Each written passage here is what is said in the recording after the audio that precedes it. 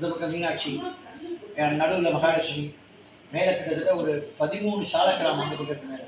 இந்த ராசி ஒரு சின்ன மாதிரி இருக்கும். அந்த ராசி பக்கத்தில் கீழே 2 சாலக்கிராமம் இருக்கும் சக்கரத்தோட.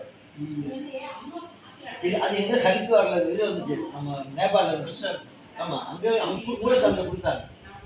அவங்களுக்கு ரெகுலர் பூஜை அபிஷேகம் நடக்கும் டெய்லி காலை மாலை. இதெல்லாம் அவங்களா இங்கே வந்து உட்காந்துக்கிட்டு நமக்கு ஓய்வையும் கொடுத்து இங்கே உட்கார வச்சு செய்ய சொல்கிறாங்க. நம்ம திட்டமிட்டு செய்யலை, அவர்களாகவே இங்கே வந்து உட்கார்ந்துருக்காங்க. யாரால் மூலியமோ வந்து வந்து வந்து ஏறிட்டாங்க. காம்பவுண்டெலாம் மாணவர்கள் கட்டினது, சும்மா நான் கட்டல. இதெல்லாம் நம்ம எந்த வருஷம் அது 16 நினைக்கிறேன், 2016 படித்த செட்டு மாணவர்கள் அவங்க கட்டினது. அதுக்கு முந்தைய செட்டு தான் மாணிக்கவாசல் வந்து வச்சிருக்கு. அவருக்கு மாணிக்கவாசல் கொடுத்துருந்தாங்க. அவர் நிறுவனத்துக்கு ராமானுஜரை கொடுத்துருந்தாங்க அந்த பேச்சு. அப்போ இங்கே பட்டமளிப்பில் வச்சிருந்தாங்க செல்லஞ்சோக் மகாலில். செல்லஞ்சோக் மகால் இங்கேருந்து பேர் திருமணத்திலிருந்து ஊர்வலமாக போச்சு, சிவர்கள்லாம் போய் ஒரு 3 நாள் நிகழ்ச்சி அந்த மாதிரி நிகழ்ந்தது. இங்கே பூராமே அப்படியே நடந்து போச்சுங்க. அந்த இடத்துல ரொம்ப ஆனந்தமாக இருக்கும். பௌர்ணமி பூஜை என்பது சிவனுடைய ரொம்ப மகத்துவமானது, விசேஷமானது. அதில் வைக்கக்கூடிய கோரிக்கைகள் விசேஷமாக நிறைவேறும்.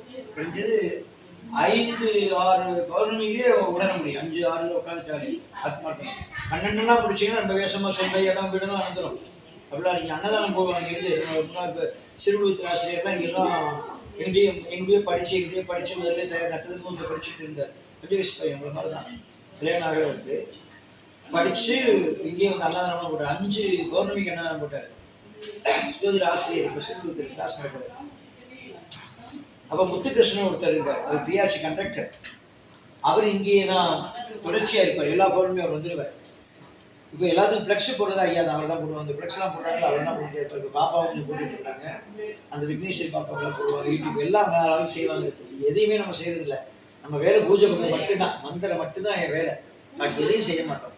எல்லாம் யாராவது செய்வாங்க. உழவாரப்பன் அடியார்கள் நல்ல விசேஷமாக செய்யறாங்க. அதில் எல்லாத்தையும் அந்த பாக்கியம் நடந்திருக்கு இல்லையா. இதில் ரொம்ப முக்கியம் என்பது ரொம்ப ரொம்ப முக்கியம். திரும்ப திரும்ப ஆழமா புரிஞ்சுக்கணும். எந்த உயிரையும் துன்புறுத்துவதற்கு அனுமதி நமக்கு இல்லை அப்படிங்கிறது எல்லாரும் மனசு வச்சுக்கணும். சரியா? எந்த உயிரையும் நமக்கு அந்த அனுமதி கிடையாது. இது எப்ப புரியுதோ அன்னைக்கு ஒரு நிலைக்கு நம்ம மாற ஆரம்பிக்கணும்னு அர்த்தம். நல்லா புரிஞ்சுக்கணும். இந்த இடத்த என்னுடைய கருத்து அல்ல, மூல நூல்களுக்குள்ளா சொல்லியிருக்காங்க. திருமூலர்லாம் நிறைய பத்தி பேசிட்டு இருக்காங்க. திருவள்ளுவரும் பேசுகிறார்.